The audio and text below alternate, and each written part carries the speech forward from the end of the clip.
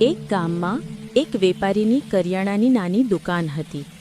આ વેપારી આખો દિવસ દુકાનમાં બેસી ચીજવસ્તુ વેચે. વેપારનો હિસાબ એક ચોપડામાં લખે. આ વેપારીનો દીકરો નાનો હતો ત્યારે દુકાને આવીને રમે. દુકાનની સામે ઝાડ પર કાગડો બેસીને કાં કાં કર્યા કરતો. નાનો બાળક એના બાપને કહ્યા કરે, "બાપા, જુઓ આ કાગડો." વેપારી ચોપડામાં માથું નાખી કામ કરતા જાય અને દીકરાને જવાબ આપતા જાય. હા બેટા, કાગડો. આવું વારંવાર થાય એમાં વેપારી ભૂલથી ચોપડામાં લખી નાખે, "બાપા, જુઓ આ કાગડો." હા બેટા, કાગડો. વર્ષો પછી વેપારી ઘરડો થઈ ગયો અને એનો દીકરો યુવાન થઈ ગયો.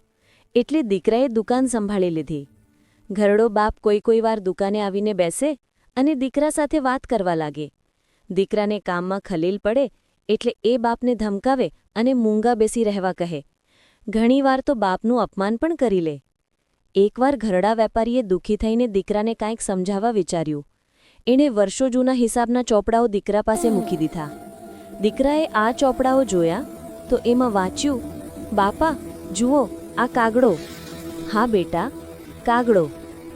દીકરાને એના બાળપણની વાત યાદ આવી ગઈ કે પોતે સતત રમત કર્યા કરતો અને આવું બોલ્યા કરતો, ત્યારે એના બાપે જરાય અકળાયા વગર એને જવાબ આપ્યા કરતા.